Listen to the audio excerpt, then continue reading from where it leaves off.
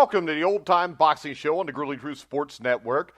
The Old Time Boxing Show is brought to you by the Retired Boxers Foundation and MyBookie.ag. I'm your host, Mike Goodpaster. Right now, I want to welcome in my co-host, Christopher Shelton. Thank you. It's nice to be here, Mike. We're ready to go. Good to have you back. I just want to remind everybody right now that you can go check out our Legends of Boxing show, which we have former heavyweight champion George Foreman was on last week. Some of the upcoming shows include former WBO champion Michael Bent, former WBC heavyweight champion Pinklin Thomas, Tony the Tiger Lopez, James Lights Out Tony. All those should be up sometime this week on thegruelingtruth.net. So on our Old Time Boxing show today, we decided to talk a little bit about a fight that happened in 1993, which, amazing enough, is like almost 25 years ago, Chris. We had Big George Foreman, Tommy Morrison. And first off, we'll start talking about Big George Foreman a little bit. Everybody knows about the first career, his early life, won a 1968 Olympic gold medal, knocked out Joe Frazier in 2 rounds, knocked out Ken Norton in 2 rounds, of course, lost to Ali. Then he lost to Jimmy Young. He retired. Then he had his second comeback starting in 1987. And Christopher, I believe people thought that after 10 years away from the ring, that this was just kind of stunt. He was 38 years old. And I don't think anybody really took this seriously. No, it was sort of viewed as a clown show, a freak show a little bit. Foreman looked very heavy. The guys who looked like who were fighting looked like at best they would struggle in a club situation. It looked like sumo wrestlers almost. And but people didn't feel sorry for Foreman. They just thought it was, why are you doing this, sort of thing. Yeah, and it was obvious the reason he did it was money. I mean, if you listen to our interview with him last week, it was he needed money for himself and he needed money to raise for his youth center, which he had created. And his first fight, I think it was in Sacramento, California, where he beat journeyman Steve Zowski by a knockout in 4 rounds. Foreman weighed 267 pounds for the fight, and he looked badly out of shape, Chris. Yeah, I'm surprised he was even at 267. As I said, because he would ultimately, his fighting weight when he got at his peak in the second form was only about 10 or 11 pounds better than that, but he did look really out of shape. And the one thing I'll give that what Foreman brings to the table is, even though this is, was sort of viewed as a clown show, it always made the news. It was always on, so you always got to see, at least the knockout aspect of it. Yeah, and then he won 4 more bouts that year, gradually slimming down, improving his fitness. In 1988, he won 9 times, which most guys anymore don't fight 9 times in 3 years. Yeah. And perhaps his most notable win during that period was a 7th-round KO of former light heavyweight and cruiserweight champion Dwight Muhammad Qawi. Yeah, I guess some people still didn't quite respect that victory, but I thought it was an impressive, win. I mean, Qawi's only less than 2 years from that great 15-round battle with Holyfield for the cruiserweight title, and Qawi, brings a very unusual style. He crowded Foreman, still kept his gloves in front of him, so Foreman had to sort of struggle a little bit, landing clean blows on him. And then again, Qawi's a very interesting guy, willing to take a punch for sure. And in the 6th round, he even did some antics where he looked like he took a knockout and was about to fall to the ground, and instead he was faking it.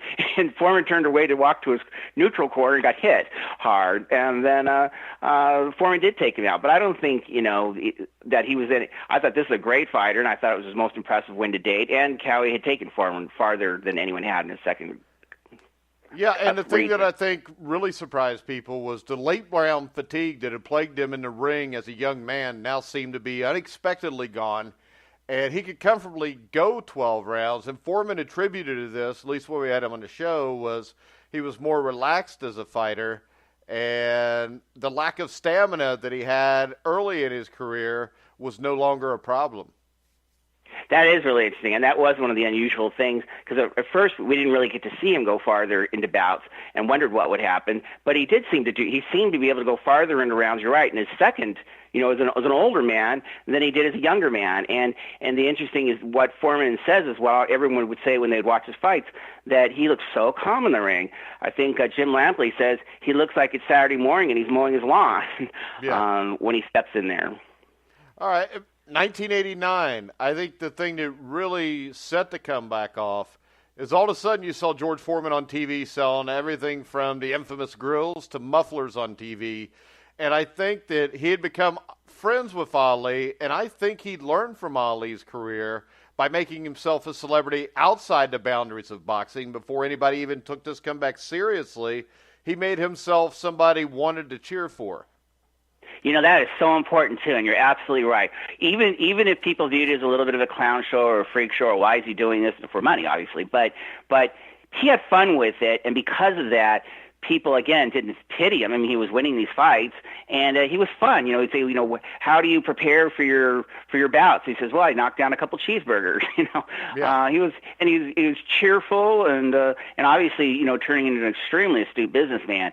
And in the earlier Foreman, I guess sometimes as time moves on, we sort of think of him as a mean, surly kind of person. And I read his memoirs. There's a lot of bitterness inside him, but he really wasn't that mean and surly. I think Ali really helped that by saying, I'm taking down this, you know, big, mean, angry monster and stuff like that. So Foreman definitely had more of a glare in his early days, but he tried to joke and tried in his own way. But the next time around, he really knew how to joke and have fun with the crowd. Yeah, then he wins 5 more fights, the most impressive being a third-round knockout over Burt Cooper, who went on a couple years later to actually give Evander Holyfield a life-or-death struggle for the title.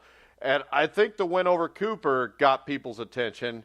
But then you go to 1990, I think it was in January or February of 90, he met another comebacking heavyweight, Jerry Cooney, in Atlantic City.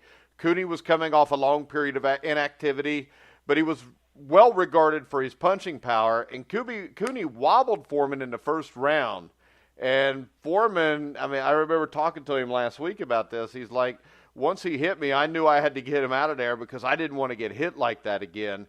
And I think the two geezers at Caesars really put him back on the map because Cooney was a popular figure also, and that pay-per-view did very well for two old guys fighting. Yeah, I agree that the two fights that I think were most important after fighting Dwight Cowie were Burt Cooper and Jerry Cooney. And Burt Cooper was really dominated for the 2 rounds that he hung in there. And then after the second round, just as the third round was beginning, Cooper's going to come out, and Cooper's shaking his head like he wasn't quite there, and then so they waved it off. And then he was so happy. I mean, I've never seen anyone so happy that a fight was called off than Burt Cooper. And he did score a standing knockdown against Evander Holyfield. But meanwhile, the Jerry Cooney fight was probably the most high-profile knockout win that he had before he fought Morrison. And yes, even though it was Cooney's last fight, it was a heck of a fight. Nobody felt. Cooney still could fight. I mean, Cooney could have continued if he really wanted to. I mean, not in that fight, but in his career. And it was a great 2-round bout. So, I mean, sometimes, you know, Hagler and Hearns is maybe the best 3-round bout I ever saw. This is one of the best 2-round bouts I've ever seen. And Cooney, as you said, you know, wobbled or certainly, you know, got Foreman's notice, and then Foreman, you know, knocked him out. Yeah, then the following year, Foreman was given the opportunity to challenge undisputed heavyweight champion Evander Holyfield, who in tremendous shape at 208 pounds. Huge pay-per-view boxing event. Once again, very few boxing experts gave the 42-year-old Foreman a chance of winning. Foreman weighed in at 257. And the thing about the fight I remember is he began by basically marching forward, absorbing all of Holyfield's best combinations, occasionally landing a powerful swing of his own here and there. And then the round that really stood out to me was round 7, which Holyfield was knocked off balance by Foreman, was staggered, and I believe Ring Magazine named it as Round of the Year. And when you look back at that fight, that was one of the most entertaining heavyweight fights you'll ever see. And I think it proved 2 things. It proved, number one, that Foreman's second attempt was no joke, and I think it proved just how much of a badass Evander Holyfield was. Oh, I agree. And you know, boxing fans, you know, we love our fighters after they're retired, but a lot of times we're mean to them while they're fighting, always saying, oh, they haven't fought anybody, they haven't really proven itself. Even Evander Holyfield still had, you know, well, you haven't faced Tyson, blah, blah, blah, and, taking on Foreman. But for Foreman, it was got his chance for the heavyweight championship. I thought he proved it with, you know, so many undefeated, not knocked down, and a tremendous fight. And Holyfield engaged with Foreman, which I wasn't sure how much he'd want to do that, and did dominate the round. So that 7th round, when Foreman staggered Holyfield, you knew where the crowd was. And in the 12th round, they both are just dead exhausted. They don't even fight for the final 10 seconds. They just hold on to each other because they're so exhausted. And the fans loved it. And at that point, it looked like, because we weren't really thinking about money, we were thinking about, what we are as sports fans, that George Foreman now can retire. It was his redemption. He proved he belonged. He proved he was deserving of a heavyweight title shot and gave Holyfield a great fight. And now we have a legacy, and all these years later, and you can look back on that fight and go, you know what, that was a great fight. Yeah. And then we switch gears. We go to Tommy the Duke Morrison. Morrison's a guy that grew up I think he was born in Arkansas, was raised. I'm sorry, I don't want to interrupt you. Can I just say one more fight after the Holyfield fight, because I just think it's important? Sure. When he didn't retire, and one of the fights he had was against Alex Stewart. I was just going to mention that because Stewart had been knocked out in the first round by Tyson. Before that, he'd been knocked out by Holyfield. Good fighter, but anyway, in the second round, Foreman knocks him down twice. It looks like Stewart's going to be out of it, and Foreman said, I took it kind of easy on him, and it turned out to be a mistake. And by the 6th round, Stewart was not only dominating the fight, beginning to dominate, and he would dominate the rest of the way, but everyone thought, God, George Foreman looks old. I mean, he should not be fighting anymore. And toward the end of the fight, people are chanting, George, George, because you're thinking, hey, this might be Foreman's last fight, and you just want to say goodbye for the last time. But obviously, with Tommy Morrison coming up, it wasn't goodbye for the last time. Yeah, and like I said, we go to Morrison, born in Arkansas, raised in Oklahoma. Not the greatest place in the world to start a boxing career normally. Got the nickname The Duke, is based on the claim that he was related to former Hollywood star John Wayne, which there's conflicting reports, and it doesn't really matter. It's still a cool-ass nickname. I agree. He claimed that he used a fake ID to enter some tough man contest at the age of 15. When you look back, I think Morrison really started to get some attention in 1988 when he won the regional heavyweight title to Kansas City Golden Gloves from Donald Ellis. He went on to be named the most outstanding fighter at the Western Olympic Trials. And then 2 weeks after that, at the Olympic Trials in Concord, California, Morrison lost a split decision to Ray Mercer, who later won the gold medal at the Seoul Olympics. And that was one where Mercer, I think, beat Morrison by a split decision that was controversial. Then he beats Michael Bent by a split decision, which was controversial. So I always think it helps that when you're in the Olympic trials, if you're, working for the Army, serving for the Army, it doesn't hurt on a decision. No, and that's probably true. And you do get good, training, good discipline when you work through the military amateur ranks. While at least Tommy did say that was kind of interesting is he tried to box more in those days, and he became a slugger as a pro, but that those boxing skills would eventually come back to really help him. Yeah, then Morrison started his professional boxing career November 10th, 1988 with a first-round knockout of William Muhammad in New York City. And he basically blew through everybody. And then the thing that really took him to stardom was in 1989, Sylvester Stallone observed one of Morrison's bout. Stallone arranged a script reading and cast Morrison in the movie Rocky V as Tommy the Machine Gun, a young and talented protege of the retired Rocky Balboa. He took a 6-month break to work on the movie. And I think you really see how talented Morrison was when you watch that movie, because whether you like Rocky V or not, I think Morrison did a really good job as Tommy Gunn in that movie. Yeah, I agree, and nothing's going to ever top Rocky 1, so it has these sort of increasing disappointments. But I just saw Rocky 5 again recent, and I sort of remembered, it's not a very good film, but I enjoyed it, and I enjoyed Tommy Morrison's performance. I enjoyed seeing Sylvester Stallone with his kid who passed away so young. So I think it's a sweeter film, and the parody of Don King is hilarious, quite frankly. Yeah. And Sylvester Stallone's people really picked up on this, young. I guess being white must have helped, but he's getting these early knockouts and just a vicious, wonderful left hook. And I thought they felt it was going to look good in the ring. And when I interviewed Tommy Morrison, it's sort of interesting. The Stallone crew wanted to have an actual fight to see, so they could put it in the film. And the candidate they had was Lorenzo Kennedy. So Morrison just said, I'll walk out there and knock this guy out. And Kennedy lasted the 6 rounds. And Tommy was so crushed because one of the things that I think that really helped him is he's a likable guy, a very likable guy. He's very nice to me, and he felt he let everybody down, even though they probably were. Don't worry about it. We'll We'll figure it out. But he was a people pleaser, and when he fought, he liked these early knockouts because he wanted to please people. He wanted to entertain. A guy like Larry Holmes could care less what you think about him, or at least not in the ring. I'm going to fight my way, and if you don't like it, tough. Morrison knew, hey, these people are paying my salary, and I want to please them. A people pleaser, and so. Yeah, that's where he was at that stage in his career. And whether the movie, it certainly gained him a lot of fame, but it also made it harder for him to be taken seriously as a heavyweight. Yeah, and then after that, he fights James Quick Tillis, former world heavyweight title challenger against Mike Weaver. James Tillis will be on our Boxing Legends show in January. And then he fought former world champion Pinklon Thomas, who was on last week. And then he was given an opportunity to face fellow undefeated fighter Ray Mercer, who was a WBO title holder on pay-per-view October 18th, 1991. And it was a rematch at a fight they had in the Olympic boxing trials.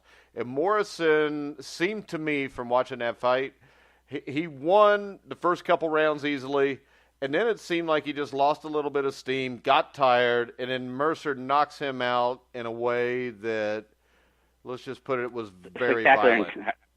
Right. I'll just go over that 1991 because it was an interesting year. James Quick Tillis, Morrison, says the first time I was facing somebody that I thought I might not be able to beat.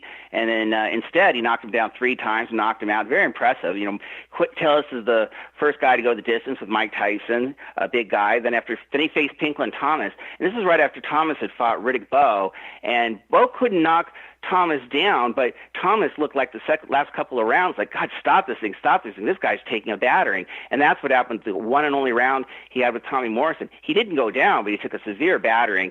And then after one round, he was, that's it. And it was probably a good idea. And then from there, he went on to face Yuri Villain, and that was a pretty good fight, a good exchange for Tommy Morrison. I think it's important for him to fight boxers, and that lasted like 4 or 5 rounds before Morrison got the knockout. And then Ray Mercer, also undefeated, and for really the first 4 rounds plus, Tommy Morrison completely dominates that fight. There's really no point that you think Mercer's in this fight. Now, you don't think it should be stopped because Mercer doesn't appear to be, so damaged that this thing should be stopped. But Morrison completely dominates it, and then I guess he said, quote unquote, I shot my wad. He gassed out quickly.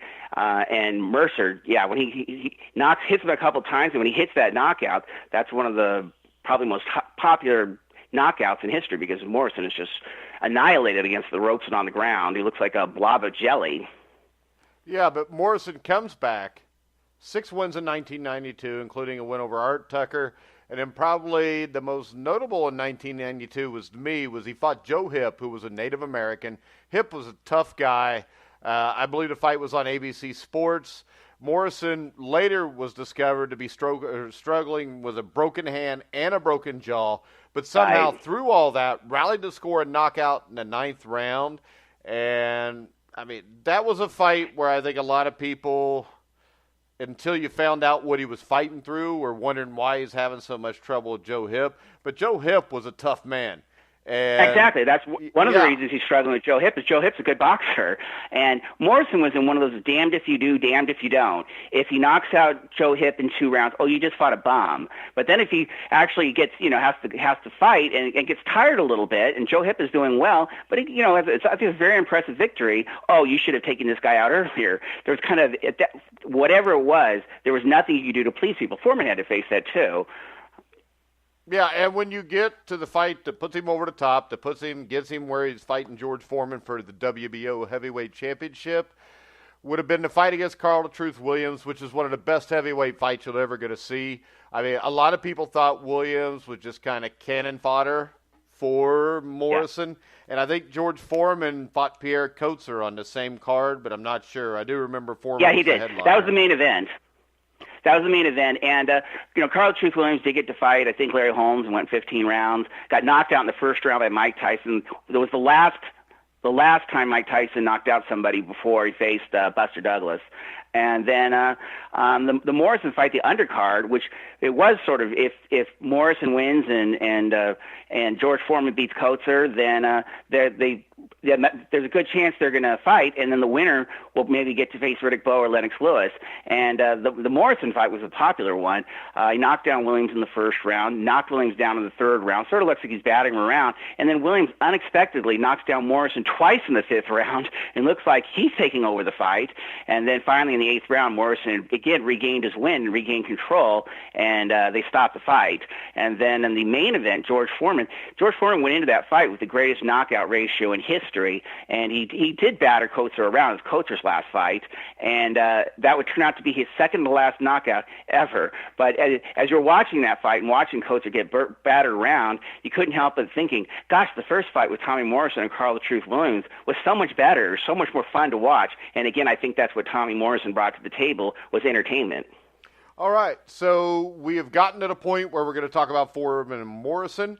Real quick, we're going to take a break and hear a word from our sponsor, mybookie.ag. We'll be back in a minute. Hey, Puckheads, this is Patrick. And Jason. From the Puck Guys podcast at the Grueling Truth Network, and we're here with one simple message. If you're watching the games, it's time to start making money.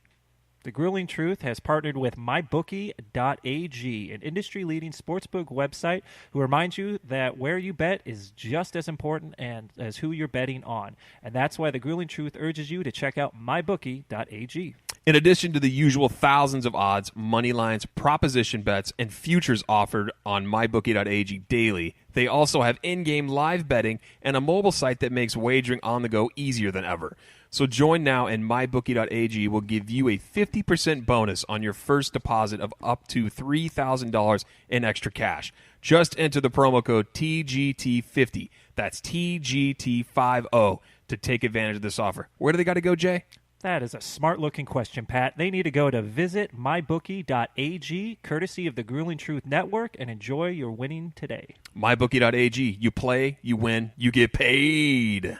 All right, guys, we're back on the Old Time Boxing Show on the Grueling Truth Sports Network. I'm here, Mike Goodpaster, with Christopher Shelton. We are to the point where we're going to talk about Foreman and Morrison. This was a fight I think going in people thought was going to be like a Foreman and Lyle. You had two of the biggest punchers in heavyweight boxing history. And I think going in, I think the WBO looked at this as a no-lose situation. You either get George Foreman wins, and they can call him the heavyweight champion of the world, or you get Tommy Morrison, who, let's face it, was white. People like that. People like George Foreman eating hamburgers. So this is a no-lose situation for the WBO, who's trying to get a little bit more credibility. So I think going into this fight, myself, when I look back at it, I didn't really know what to expect from this fight. Well, I guess I would have thought, I thought it would be sort of interesting because, here you have two guys that are knockout artists, and it was interesting that they made it for 12 rounds because you think, well, this thing's no way it's going to last 12 rounds.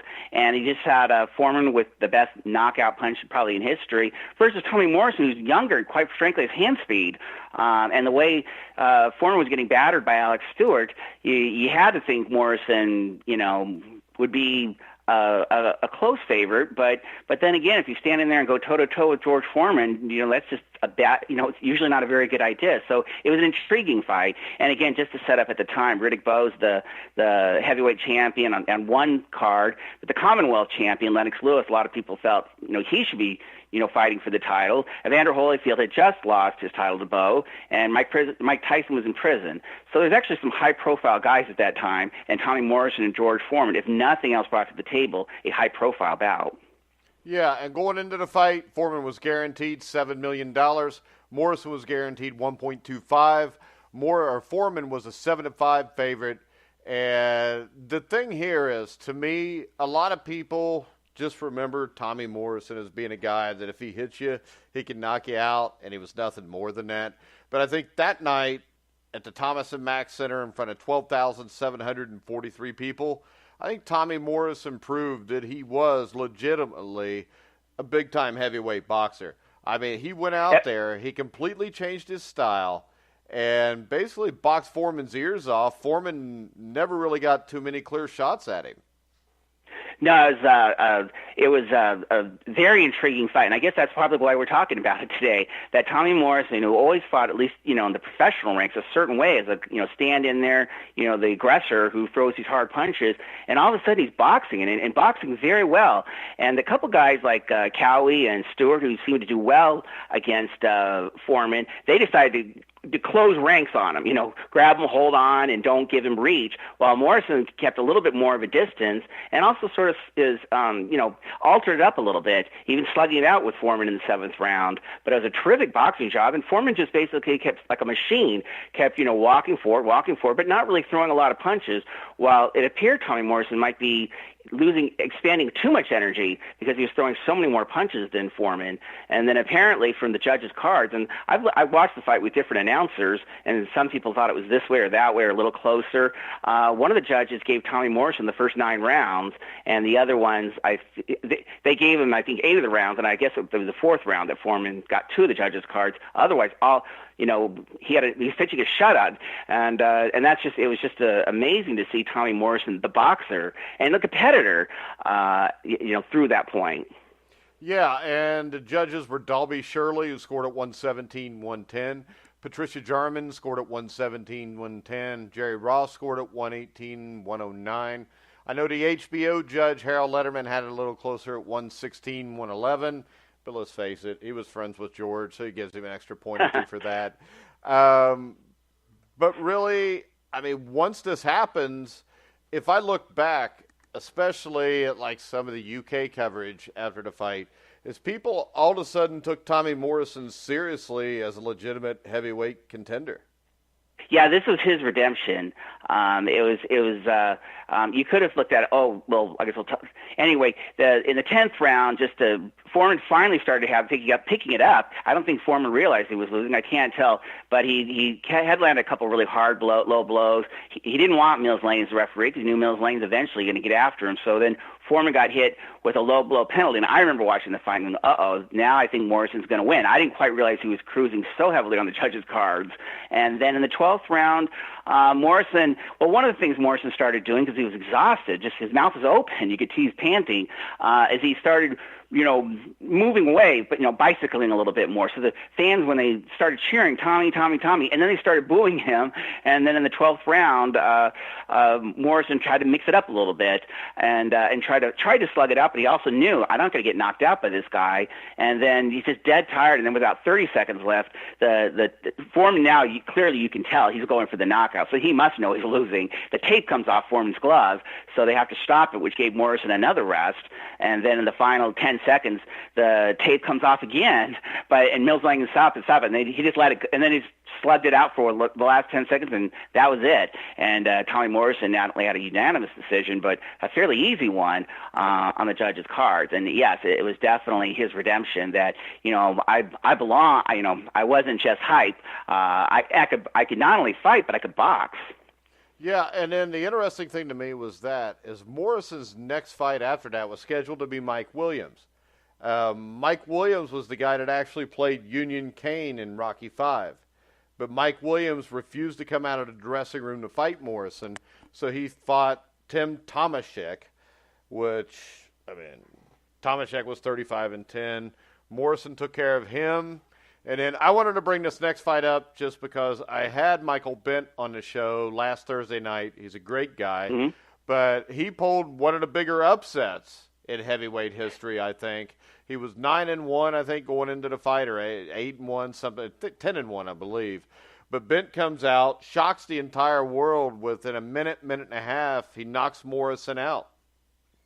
Yeah, he knocked first round, knocks Morrison down, and Morrison, might have been smarter to go back to boxing a little bit, but I guess Morrison, who felt he had no way he's going to lose to this guy, gets back up there. Bent knocks him down again, and now with a 3 knockdown rule, Morrison would be really smart to get the cobwebs and stuff, but he goes back in there determined, and Bent knocks him down, and that's it. It's a 3 knockdown rule, and all of a sudden Tommy Morrison, who Riddick Bowe was watching the Foreman-Morrison fight, and he was commentating. So he was saying, yeah, I'll fight the winner of these guys.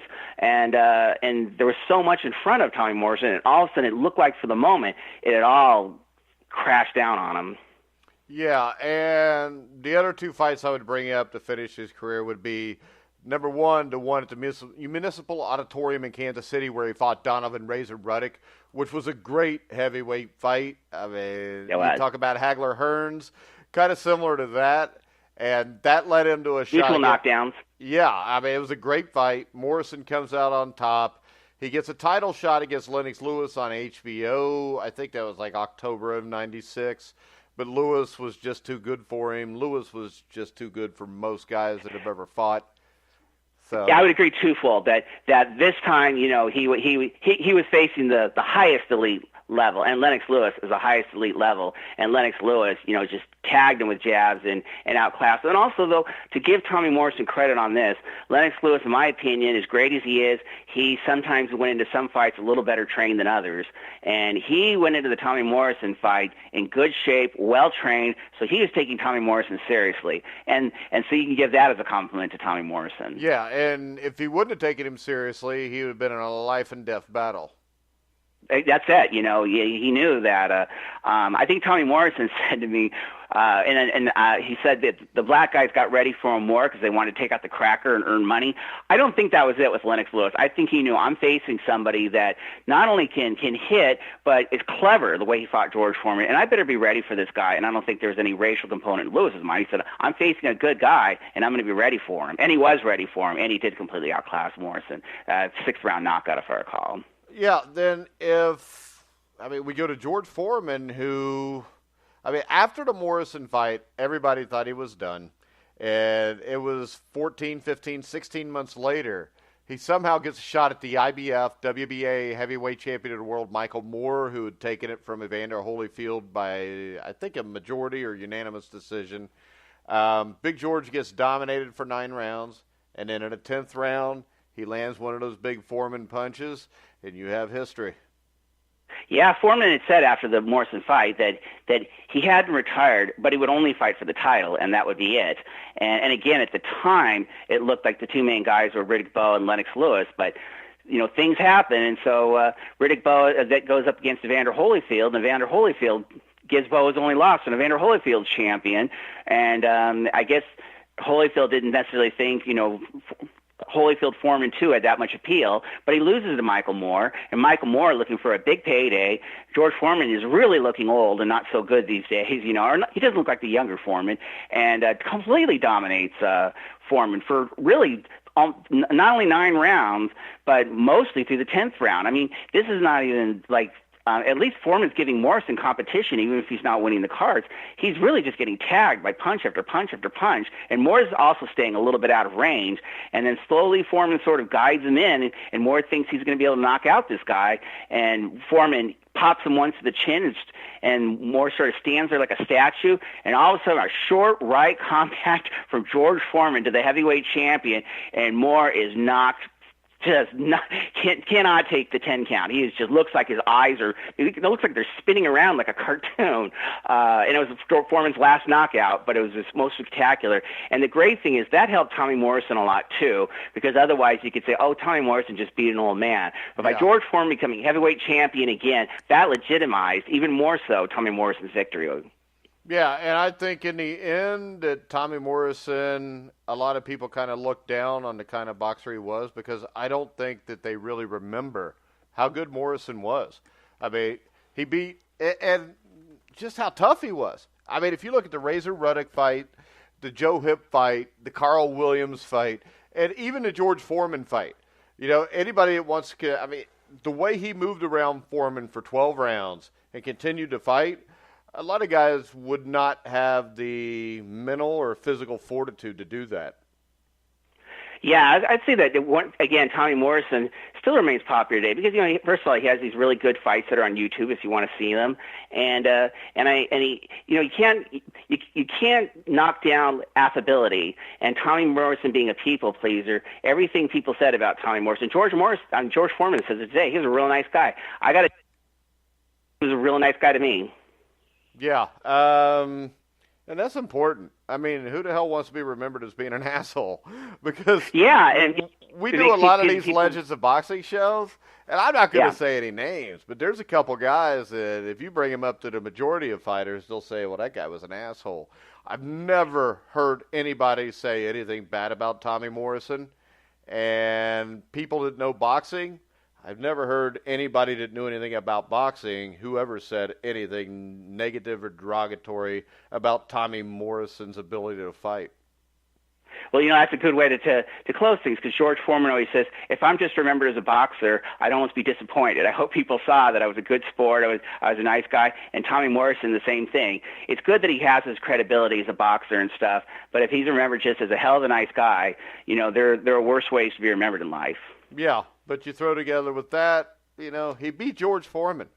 And when you look back at it, 50 years from now, he'll be remembered because of the night he beat George Foreman. And yeah, and then there's a lot of boxers that may accomplish more in their career, won more championships, that won't be remembered because they didn't have a win over a guy like George Foreman. Well, the other thing is because, Jimmy Young not only has a win over Foreman, he knocked Foreman down, one of only two guys to do it. But Morrison changing his style so radically, and the way we've covered a lot of boxing bouts, I don't remember almost any heavyweight who all of a sudden turned into a boxer for one bout and was so successful at it. No, the only one I remember is Rocky Balboa in a rematch against Clubber Lang. Yeah, it's kind of funny because when I watched the fight with especially with Tommy Morrison looking like he's kind of panting the last three rounds, it does remind me of a Rocky fight. It looks like somebody scripted it rather than it happened in real life. Yeah, and that what made it so great. I mean, he was a very talented guy. He was a great fighter. He was a good actor. And you look at George Foreman. That's a guy that did the same thing with his career, not just for a fight. George Foreman went from being the menacing bad guy that everybody wanted to get knocked out to his second career where he's a preacher. Everybody cheers for him, and everybody wants him to win.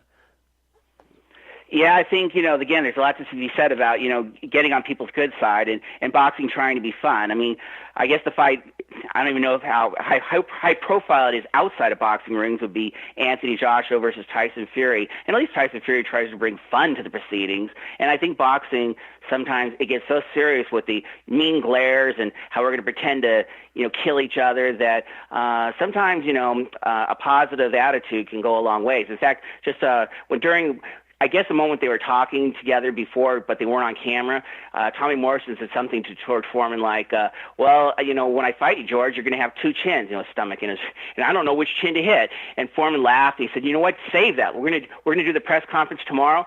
Say that line. Yeah, because George learned from Muhammad Ali how to reinvent himself and sell himself. I mean, I don't think for a second George trained by eating hamburgers. I mean, because George, if you look at him for the Morrison fight, the Holyfield, he may have been 257, 260 pounds, but it wasn't sloppy like a Jarrell Miller who you see today. No, there's no way for both Foreman and Morrison. Morrison had never gone past the 10th round, and Foreman was 44 years old.